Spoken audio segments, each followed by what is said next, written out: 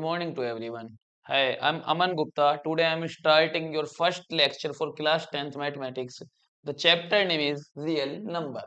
सबसे पहले बच्चों हम बात करेंगे कि रियल नंबर होता क्या है और इसको हम लेके कहाँ से आए हैं, हमने इसकी स्टार्टिंग कहाँ से की है। स्टार्टिंग में जब भी हम बेसिक्स पढ़ना स्टार्ट करते हैं क्लास फिफ्थ में, सिक्स्थ में, थर्ड, फोर्थ में, तो हम स्टार्टिंग करते हैं काउंटिंग नंबर से। काउंटिंग नंबर्स क्या होते हैं? 1 2 3 4। इस तरीके से आप काउंटिंग करते थे नर्सरी क्लास में, फर्स्ट क्लास में, सेकंड क्लास में। तो इन काउंटिंग नंबर्स को ही बच्चों हम बोलते हैं नेचुरल नंबर्स।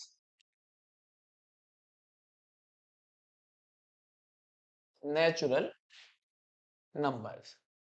और जैसे जैसे बच्चों हम आगे बढ़ते जाते हैं, हमें एक नया न्यूमेरल्स मिलता है जिसको हम बोलते हैं बच्चों जीरो। और जैसे जीरो को बच्चों मैं नेचुरल नंबर्स में इंक्लूड कर देता हूं, मेरे नेचुरल नंबर्स बन जाते हैं होल नंबर्स।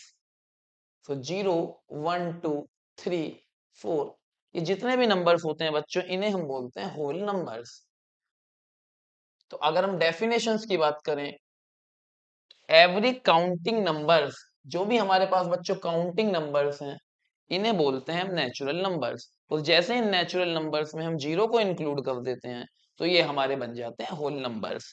इतनी बात सभी को I think class fifth six में ही पता चल गई होगी। अभी हम करंटली 10th क्लास में हैं, तो हम इससे बात आगे की करेंगे। ये बिल्कुल हमारा ऐसा बेसिक है जो हम बिल्कुल स्टार्टिंग में पढ़ चुके हैं, जब हमने पढ़ना स्टार्ट किया होगा। ठीक है बच्चों। इसके बाद जो हमारे आते हैं वो आते हैं हमारे नेगेटिव नंबर्स, जैसे -1, -2, -3, -4। तो नेगेटिव नंबर्स को -1, -2, -3, -4, इस तरीके के नंबर्स को जो हम लेके चलते हैं, तो बेटा इन सब नंबर्स को एक साथ मिलाने पर जो हमारा सेट बन जाता है, जो हमारा, उसे हम बोलते हैं बेटा इंटीजर्स। इंटीजर्स। इंटीजर्स के लिए हमें किन किन चीजों की जरूरत है? हमें नेचुरल नंबर्स की जरूरत है। नेचुरल नंबर्स के बाद मुझे एक नंबर की जरूरत है जीरो, और उसके बाद मुझे सारे बाकी नंबर्स की जरूरत है जो मेरे नेगेटिव नंबर्स है। तो इंटीजर्स को मैं बोल सकता हूँ positive numbers plus negative numbers including zero. तो यहां तक बच्चों, इसके बाद हमारे जितने भी नंबर्स आते हैं, जो हमारे कुछ नंबर्स बचे, जैसे आप सोच सकते हैं 1.1, 1.2, 1.3, 1.4, इन्हीं सभी नंबर्स को इंक्लूड करने के बाद बच्चों हमारे एक नए नंबर ड्राइव हो जाते हैं, जिन्हें आप 9th क्लास में पढ़ चुके हैं, जिन्हें हम बोलते हैं रेशनल नंबर्स। तो आगे चल के सबसे पहले रियल नंबर के दो पार्ट करेंगे बच्चों। Real number, rational numbers and irrational numbers. अब रेशनल नंबर क्या होते हैं? रेशनल नंबर में बेटा मेरे नेचुरल नंबर्स इंक्लूड होते हैं।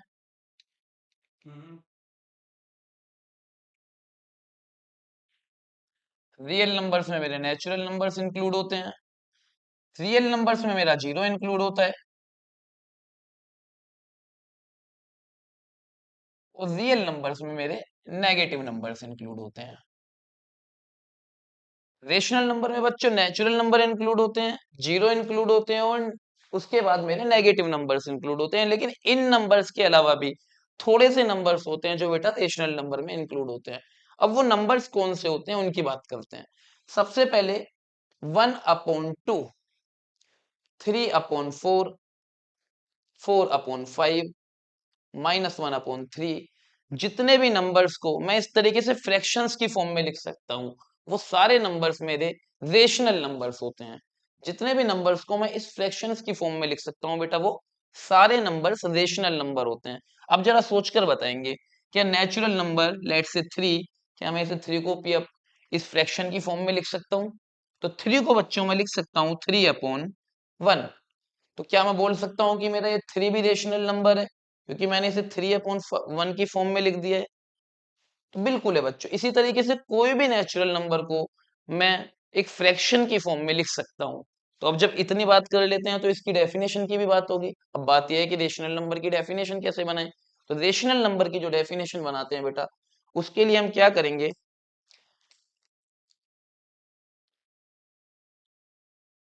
तो बेटा रेशनल नंबर लिखने के लिए मैं एक डेफिनेशन बोलूंगा और वो डेफिनेशन क्या बोलूंगा कि कोई भी ऐसा नंबर जिसको मैं फ्रैक्शन की फॉर्म में लिख सकूं वो सारे नंबर्स क्या होते हैं बच्चों, रेशनल नंबर्स। तो इसके लिए मैं बोल देता हूं बेटा the number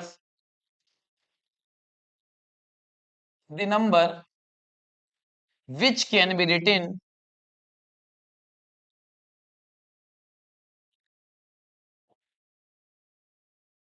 in the form of any fraction, let's say p upon q। अब p अपॉन क्यू लिखा है तो ये p और q क्या है, ये p और q बेटा आपके कोई भी इंटीजर्स हो सकते हैं एक्सेप्ट, क्या मेरा डिनोमिनेटर का भी जीरो हो सकता है, डिनोमिनेटर कभी भी जीरो नहीं हो सकता क्योंकि जीरो से हम कभी भी किसी नंबर को बेटा डिवाइड नहीं कर सकते। तो जीरो मेरा denominator can never be equal to zero. तो p upon q is a rational number with p and q are integers but q is not equal to zero. So definition is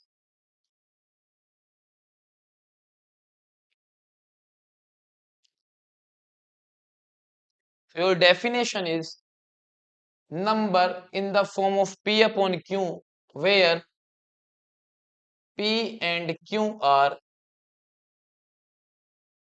integers with q does not equal to zero। इस तरीके के सभी numbers बच्चों मेरे हो जाते हैं rational numbers. अब बात यह आती है कि क्या रेशनल नंबर के अलावा भी कोई नंबर होते हैं, और अगर होते हैं तो वो कौन से होते हैं। इन नंबर्स को बेटा, जो रेशनल नंबर के अलावा मेरे नंबर्स होते हैं इरेशनल नंबर्स, इन नंबर्स को ड्राइव किया था बेटा पाइथागोरस ने। पाइथागोरस ने क्या किया था, पाइथागोरस ने बताया था कि जब हम रियल नंबर लाइन पर नंबर डिनोट करते हैं इरेशनल नंबर्स।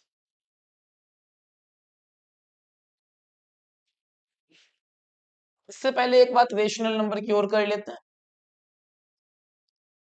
चलिए 4/5 is it a rational number, yes. तो can I divide 4/5, it will be 0.8।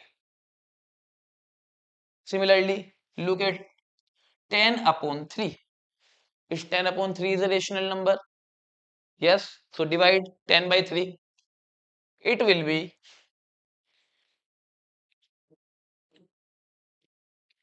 3.3333। So do you see any difference here? Yes.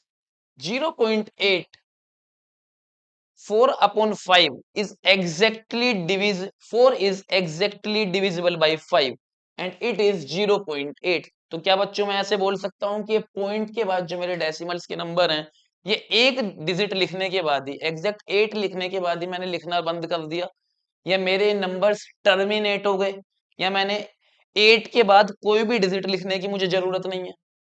But क्या ये बात मैं 10/3 में बोल सकता हूँ? बिल्कुल नहीं बोल सकता। क्यों? क्योंकि बेटा मुझे पॉइंट के बाद बार बार मुझे एक नंबर रिपीट करना पड़ रहा है, जो नंबर है 3। बार बार मुझे 3 को रिपीट करना पड़ रहा है।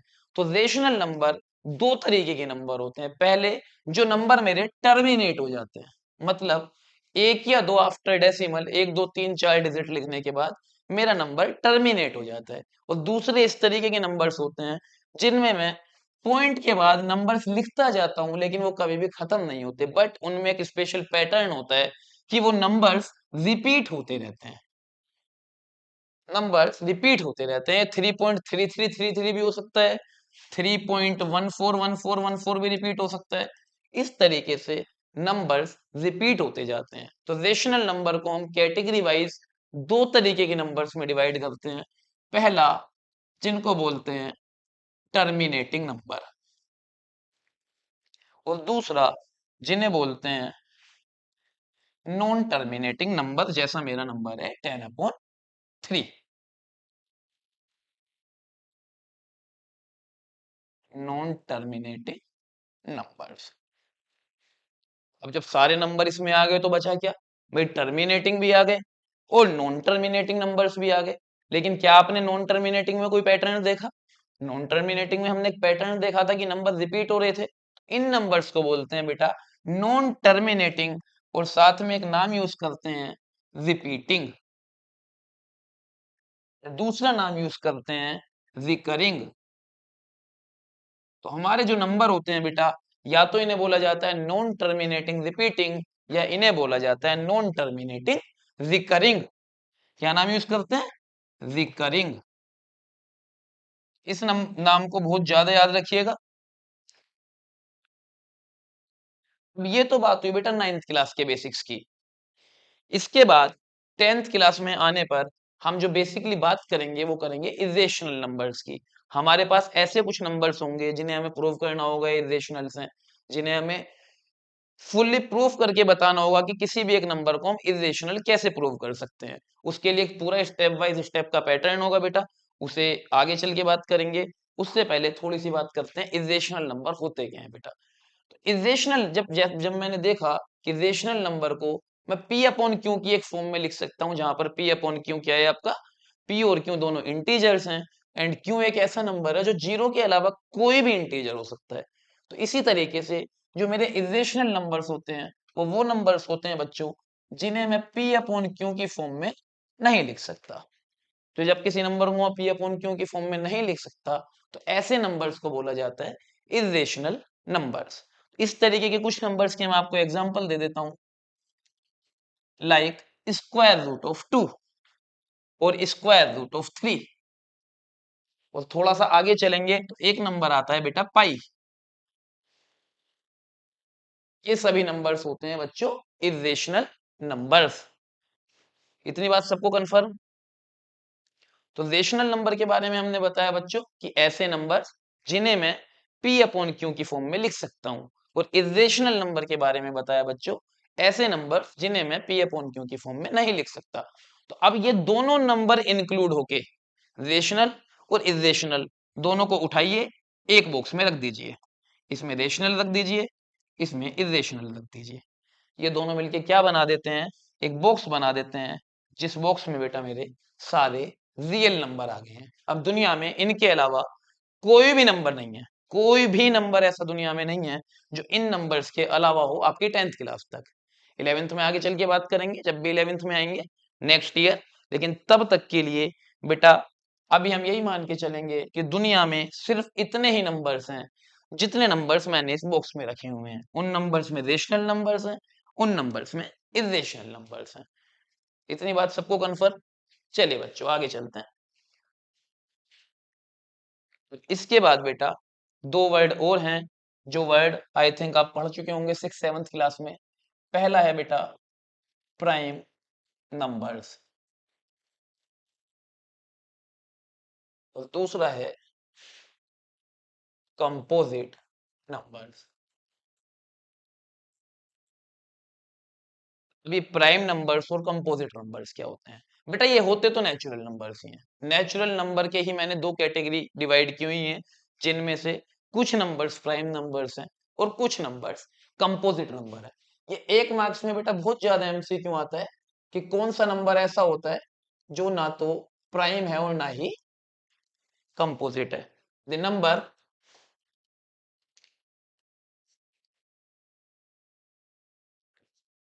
which are not which are neither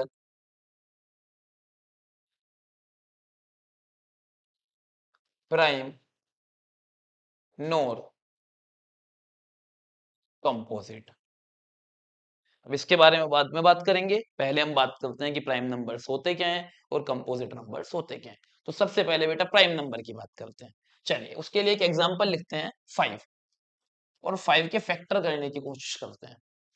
तो 5 किस किस नंबर से डिवाइड हो सकता है? ओनली बाई 1 और 5। तो 5 के फैक्टर्स क्या होंगे बच्चों?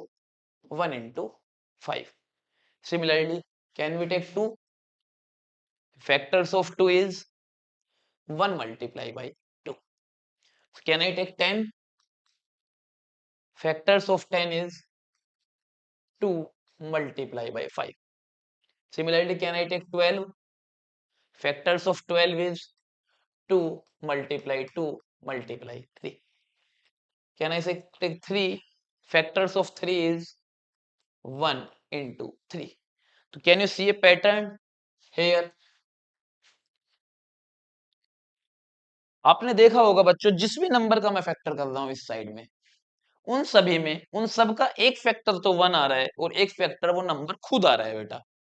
एक फैक्टर हमेशा 1 आ रहा है और एक फैक्टर जिस नंबर के मैं फैक्टर कर रहा था वो घूम फिर के खुद आ रहा है। ऐसे नंबर्स जिनके एग्जैक्टली टू फैक्टर्स होते हैं, एग्जैक्टली टू, ना दो से कम ना दो से ज्यादा, एग्जैक्टली टू फैक्टर्स होते हैं, उन्हें बोलते हैं प्राइम नंबर्स। तो प्राइम नंबर की डेफिनेशन क्या होगी? द नंबर्स which has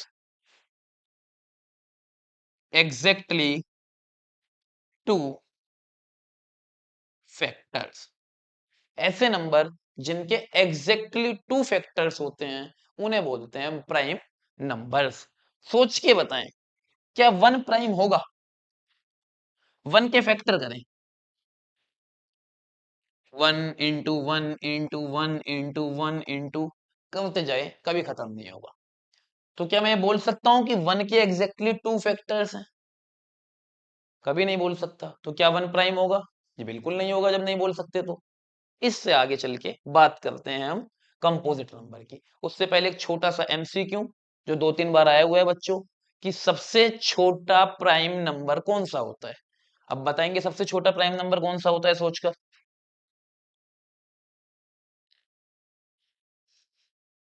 चलिए, अब बेटा वन नाइदर कंपोजिट नोर, सॉरी, अभी हमने देखा कि वन प्राइम नंबर नहीं है, तो अभी चलते हैं टू पर। क्या टू हमारा प्राइम नंबर है? तो क्या टू से छोटा कोई प्राइम नंबर हो सकता है? बिल्कुल नहीं। तो two is the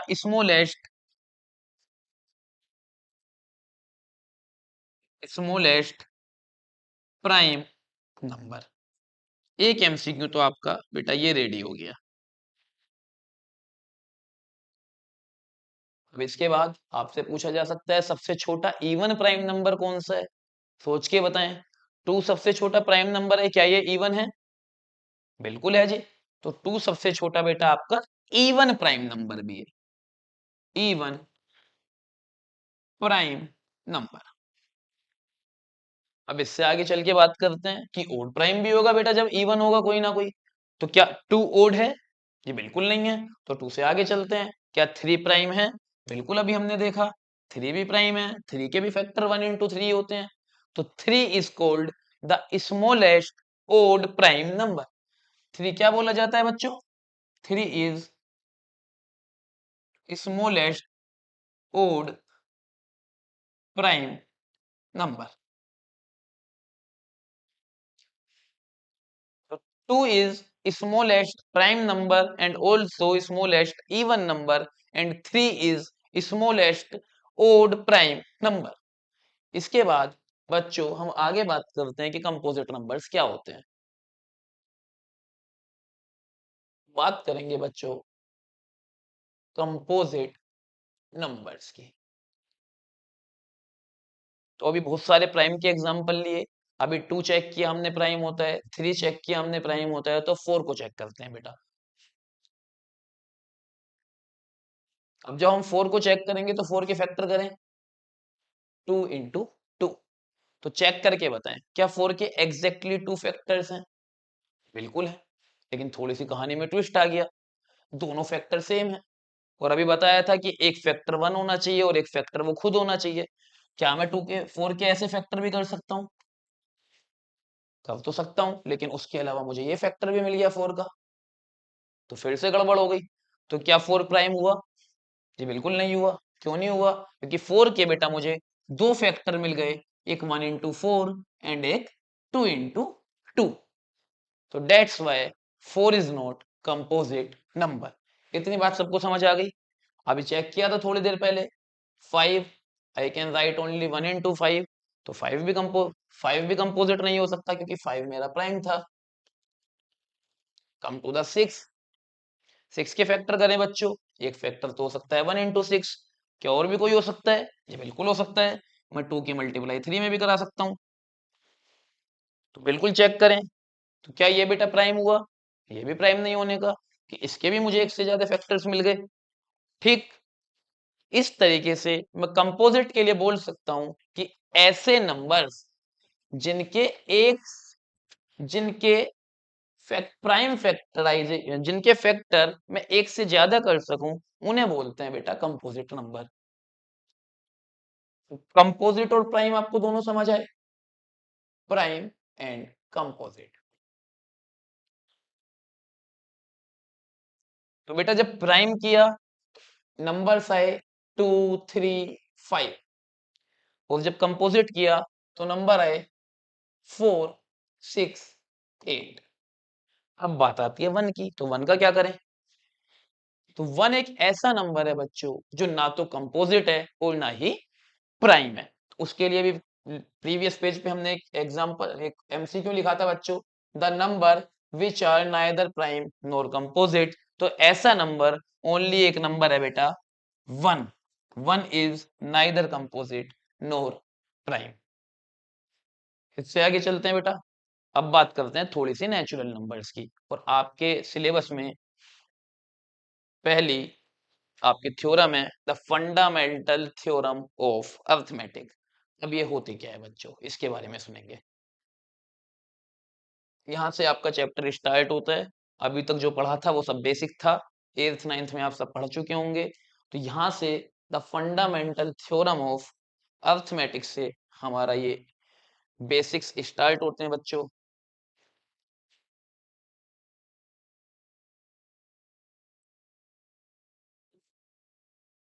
fundamental theorem of arithmetic, it's in 1.2। अब ये थ्योरम कहती क्या है? पहली बात तो नाम इसका अर्थमेटिक लगा हुआ है नाम में, मतलब ये बात तो हमारी 1 2 3 पर ही कर रही है, नंबर्स पर ही बात कर रही है।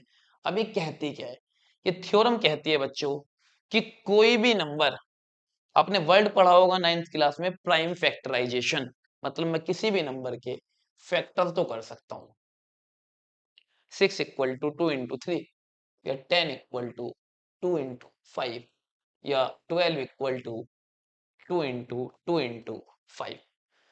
किसी भी नंबर के बेटा मैं फैक्टर तो कर सकता हूँ। अब बात यह है कि वो जब मैं फैक्टर करता हूँ, जब मैं प्राइम फैक्टराइजेशन करता हूँ, फंडामेंटल थ्योरम उसी के बारे में एक नई सी बात बताती है। वो नई सी बात है क्या, उसे सुन लेते हैं। आपकी फंडामेंटल थ्योरम कहती है बच्चों, एवरी कंपोजिट नंबर, मतलब ऐसे नंबर्स जो प्राइम नहीं है, लाइक 4, 6, 8, 9, 10, कैन बी एक्सप्रेस्ड। ये एक्सप्रेस्ड क्या होता है बच्चों? एक्सप्रेस का मतलब होता है फैक्टराइज्ड, मतलब चाहे मैं उसे फैक्टर कर दूं या उसे बोल सकता हूं मैं एक्सप्रेस करना, like 10 is equal to 2 into 5 as a product of primes. Check करके बताएं, क्या 2 एंड 5 प्राइम है? बिल्कुल है, मतलब मैंने 10 को एक्सप्रेस कर दिया बेटा प्रोडक्ट ऑफ प्राइम्स में, जिनमें कौन कौन से प्राइम है? 2 and 5। And this factorisation is unique. अब यूनिक का मतलब क्या होता है? यूनिक का मतलब होता है बेटा कि मैं 10 के कोई और फैक्टर ऐसे नहीं कर सकता जिसमें सारे नंबर प्राइम हो, apart from the order in which the prime factor occurs. इसका मतलब है बच्चों कि मैं 10 को अगर 5 इंटू 2 भी लिख दूं, इसको कंसीडर अलग से एक फैक्टर ना करें, ये एक्चुअली में दोनों सेम फैक्टर्स हैं। बात समझ आई बच्चों सबको? मत either I can write 10 equal to 2 into 5 और 5 into 2, but these two are not different, these two are same. तो थ्योरम कहती है बेटा कि कोई भी कंपोजिट नंबर, किसी भी कंपोजिट नंबर को मैं फैक्टर कर सकता हूं और वो फैक्टर सारे प्राइम होंगे, और वो फैक्टराइजेशन यूनिक होगा। और यूनिक के साथ साथ एक बात होगी कि अगर मैं उसे एक असेंडिंग, एक ऑर्डर चेंज करके भी लिख दूं बेटा, तो उसमें कोई फर्क नहीं आने का, वो सेम ही होगा, चाहे मैं 2 इंटू 5 लिखूं या 5 इंटू 2 लिखूं। अब बात यह है कि प्राइम फैक्टराइजेशन यूज कैसे करें। आपने 6th क्लास से किया हुआ होगा HCF एंड LCM। अब इसका यूज हमारे सिलेबस में मोस्टली HCF और LCM में ही है। उसके लिए एक हम एग्जाम्पल लेके चलते हैं बहुत छोटा सा, और उसके प्राइम फैक्टर्स करते हैं सबसे पहले।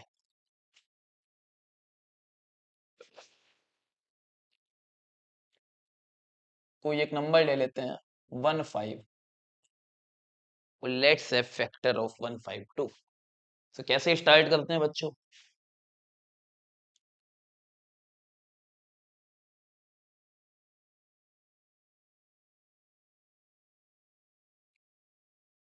Let's say factor of 15, so can I divide it by 2? तो जब बच्चों हम 2 से डिवाइड करेंगे, करिए, 2 7 जा 14, 2 6 जा 12। Now come to the next, divide it again by 2, 2 38। Can I divide it again by 2?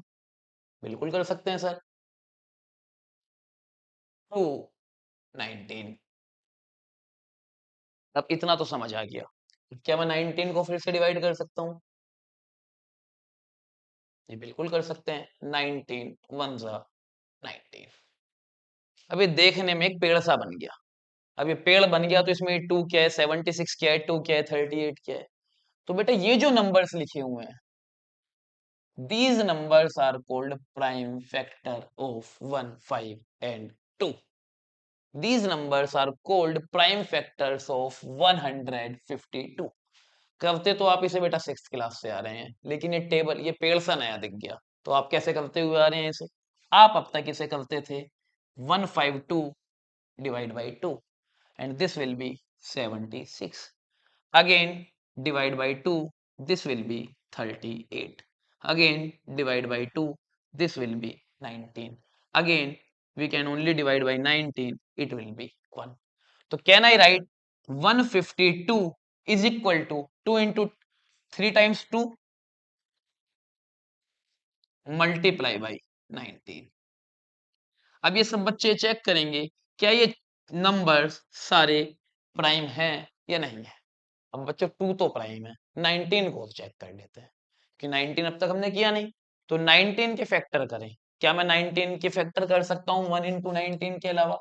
जी आप बोलोगे बिल्कुल नहीं कर सकते। तो जब बिल्कुल नहीं कर सकते तो प्राइम है, कंपोजिट हो ही नहीं सकता। इसलिए हम बोलेंगे this is the prime factorisation of 152। अब जरा सोच के बताएं, क्या कोई कह सकता है कि मैं इसके अलावा भी कोई प्राइम फैक्टर कर सकता हूं इसके? बिल्कुल नहीं कर सकता। अब जब बिल्कुल नहीं कर सकता, तो इस प्राइम फैक्टराइजेशन को बोलते हैं बेटा यूनिक प्राइम फैक्टराइजेशन। अब ये यूनिक प्राइम फैक्टराइजेशन से रिलेटेड ही आपकी ये फंडामेंटल थ्योरम ऑफ अरिथमेटिक है, और ये हमें बताती है कि किसी भी कंपोजिट नंबर के मैं प्राइम फैक्टराइजेशन कर सकता हूं, और प्राइम फैक्टराइजेशन हमेशा यूनिक होगा। इससे आगे चलते हैं बच्चों, और बात करते हैं कि इसकी हेल्प लेके हम एचसीएफ और एलसीएम कैसे फाइंड करें। तो फैक्टराइजेशन सभी ने 6th 7th क्लास में सीखा होगा, उसी को यूज करते हैं। और let's look at the example number 2, then we will come back to the example number 1।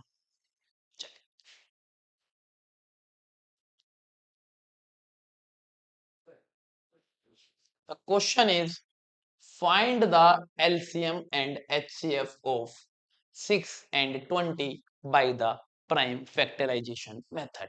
अब बेटा मेरे पास दो नंबर्स हैं, एक 6 है, एक 20 है। The first number is 6 and second number is 20।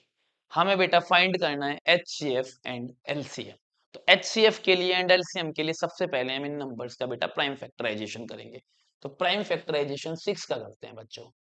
It will be 2 3 3 1। तो can I write 6 equal to 2 into 3? बिल्कुल लिख सकते हैं। Come to the 20।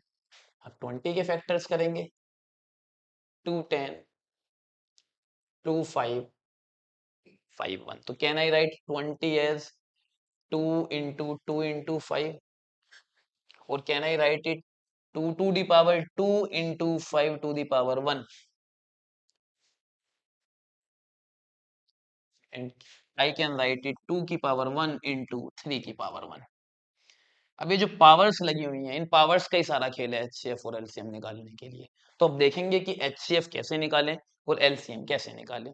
उसके लिए हम इसको यहाँ लिख लेते हैं बच्चों। 6 इज इक्वल टू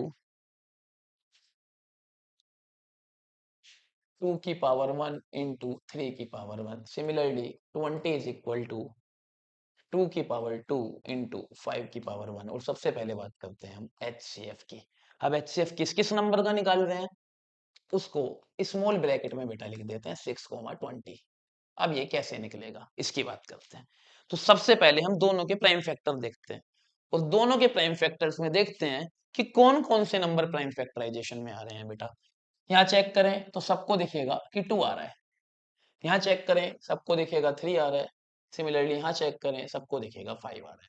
मतलब मेरे पास 3 प्राइम नंबर्स यूज हो रहे हैं, एक 2, एक 3 और 5।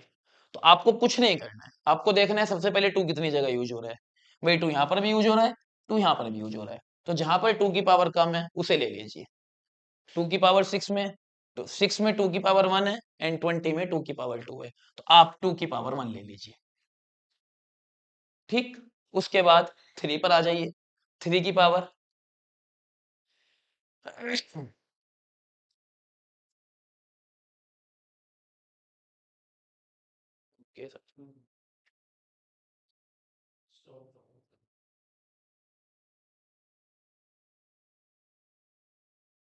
चलिए बच्चों,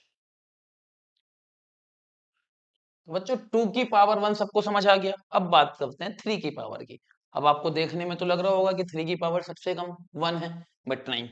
अगर मैं इसमें चेक करूं, क्या मैं यहाँ पर लिख सकता हूँ 3 की power 0?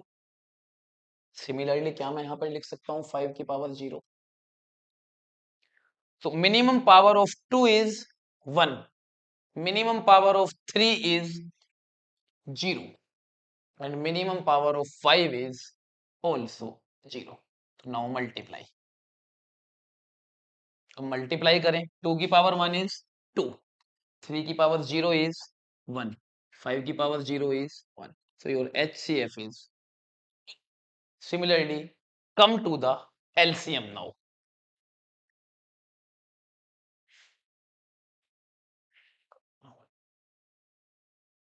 LCM of 6 and 20. For this आपको क्या करना है बेटा, एचसीएफ के लिए मैंने मिनिमम पावर्स ली। अब एलसीएम के लिए मैं क्या करूंगा, एलसीएम के लिए मैं मैक्सिमम पावर लूंगा बेटा। तो 2 की पावर किस में मैक्सिमम है, दोनों में 20 में। आप बोलेंगे जी 2 की पावर 2। सिमिलरली 3 की पावर कहां पर मैक्सिमम है, दोनों में 3 की पावर 1 यहाँ पर है और 3 की पावर 0 यहाँ पर है, तो कौन सी मैक्सिमम हुई, 3 की पावर 1। सिमिलरली 5 की पावर कहां पर मैक्सिमम है, यहाँ पर 5 की पावर 0 है, यहाँ पर 5 की पावर 1 है, तो 5 की पावर मैक्सिमम हो गई 5 की पावर 1। एंड सोल्व दिस, 2 2 जा 4, 3 5, दिस विल बी 4 3 जा 12, 5 जा 60। तो आपने सीखा बच्चों आज कि कैसे एचसीएफ एंड एलसीएम हम प्राइम फैक्टराइजेशन की हेल्प लेके फाइंड करते हैं। एचसीएफ एंड एलसीएम में एक रिलेशन भी होता है, we will talk it in the next lecture. For तब तक के लिए बच्चों गुड बाय सभी को, थैंक यू।